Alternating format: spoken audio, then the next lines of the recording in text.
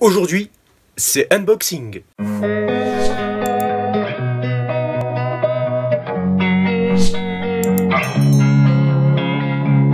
Salut à tous, bienvenue sur la chaîne LCRFR. Et oui, je sais, il y a encore un néon qui a cramé dans mon garage. Vive les néons pas chers. Et aujourd'hui, on n'est pas là pour parler de néon, mais on est là pour parler compresseur et pneumatique. Puisque aujourd'hui, jusqu'à présent, en fait, dans mon garage, quand je voulais utiliser un outil pneumatique, on avait ce crochet blanc qui était là et qui supportait mon tuyau bleu pneumatique qui était là et dans lequel je connectais mes outils. Et là, on peut voir qu'il y a mon gonfleur. Sauf que ce système là, c'est pas mal pour accrocher le tuyau. Le problème, c'est que ce tuyau là, comme il est très long et qu'il est détendu, il est enroulé sur lui-même à chaque fois, il se réenroule, il s'entortille et c'est une perte de temps à démêler. Et donc là, j'ai décidé d'investir un maximum et aujourd'hui, je vais virer ce crochet pour le remplacer par ça. Et ouais, encore un Parkside. Bon, c'est pas sponsorisé, je vous l'accorde. Mais voilà, je voulais me faire un petit plaisir. Il était disponible, donc je l'ai acheté. Alors, enrouleur de tuyaux pneumatique, c'est le PDST10B3. On a un système d'enroulement automatique. Une longueur de tuyau pneumatique de 10 mètres. La longueur du tuyau de raccordement au compresseur de 3 mètres. Une pression maximale de travail de 10 bars. Et la taille du raccord pneumatique est 1/4 de pouce. Donc ici, vous avez une illustration. Donc c'est-à-dire que sur la partie là, donc à partir de la boule à partir de cet élément là jusque l'intérieur du tuyau, on a 10 mètres. Et de cette partie là qui va jusqu'au compresseur, là on a 3 mètres.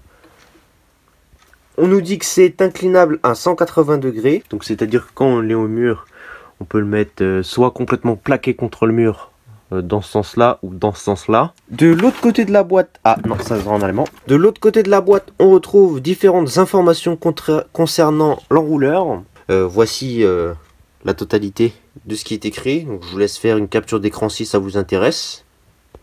Et donc le voici. Donc il est juste là. Bon, comme d'hab, c'est en bordel. Je compte ranger là après la vidéo. Donc voilà.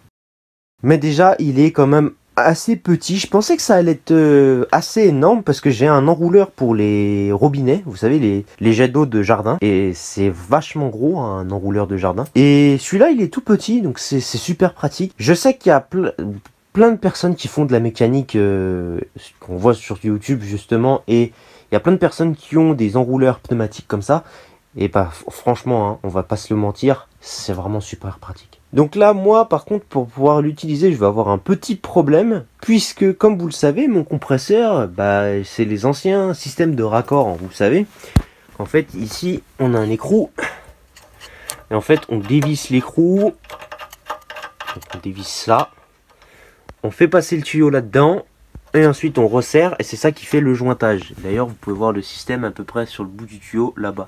Le problème, c'est que sur le nouveau, vous voyez, c'est directement un raccord rapide comme ça. Et moi, je vais pas pouvoir le brancher directement dans la vanne parce que ça rentre pas.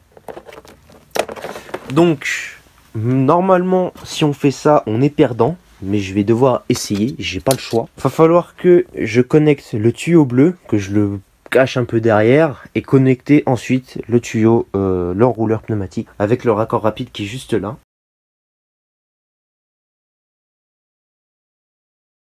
Malheureusement, j'ai pas le choix. Sinon, éventuellement, ce que je pourrais faire, c'est un petit tuning. On va couper un tout petit bout du tuyau bleu pour pouvoir récupérer le raccord rapide qui est là, le mettre au bout de là-bas, faire un tout petit raccord et ensuite faire un truc propre. Le problème, c'est que j'aimerais éviter pour essayer de conserver ce tuyau là dans la longueur le maximum possible, puisqu'en fait ce tuyau là j'aimerais le garder en cas où en secours, on sait jamais, des fois que l'enrouleur ne serait pas suffisamment long. Donc je sais pas, de toute façon je vais devoir faire un choix quoi qu'il arrive assez rapidement. Sinon il faudrait que j'essaye de retrouver la taille de la vanne là-bas et d'essayer de me trouver un raccord. Je sais que ça existe, il faudrait juste prendre la taille et aller dans un magasin de bricolage pour retrouver ça. Ah, et bien sûr j'ai oublié de le préciser, mais bien évidemment dans le carton on retrouve la notice qu'il ne faut surtout pas lire.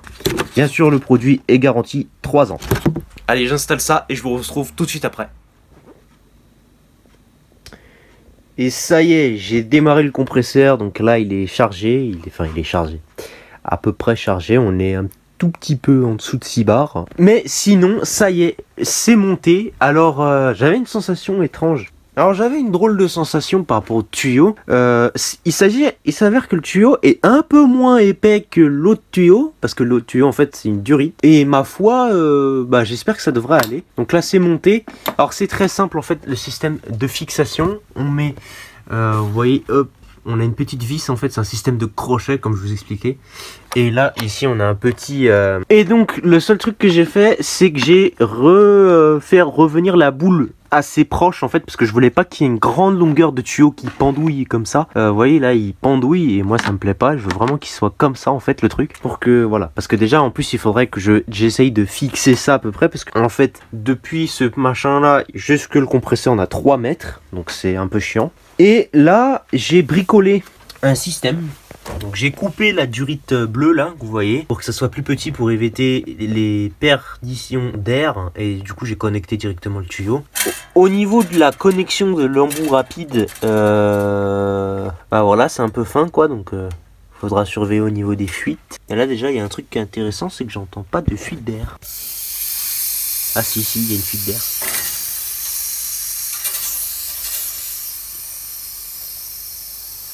Je ne sais pas où elle est, mais il y a une fuite d'air. Bon. Donc écoutez, voilà. J'ai déroulé un petit peu. J'ai pas déroulé en entier, mais bon, voilà. Donc de toute façon, d'ici les prochains épisodes, s'il y a des choses à utiliser avec le compresseur, vous verrez ça dans une vidéo suivante, de toute façon. À savoir que ce tuyau-là, il n'est pas prévu pour dépasser les 10 bars. C'est bien spécifié dans l'emballage. Donc faites attention si vous mettez votre compresseur à 10 bars et qu'il monte un tout petit peu au-dessus. Faites attention, faut pas qu'il monte trop vers 10,5, 11 parce que ça peut devenir critique et ça peut exploser. Voilà, écoutez, moi je vais vous faire un test prochainement. Peut-être que si j'utiliserai le compresseur d'ici un prochain épisode, peut-être, qui sait.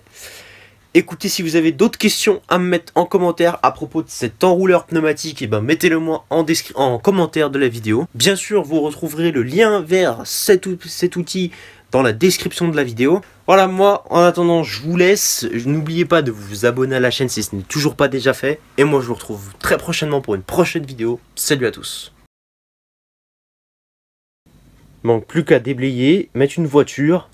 Et là, on pourra dire que je suis un vrai mécanicien.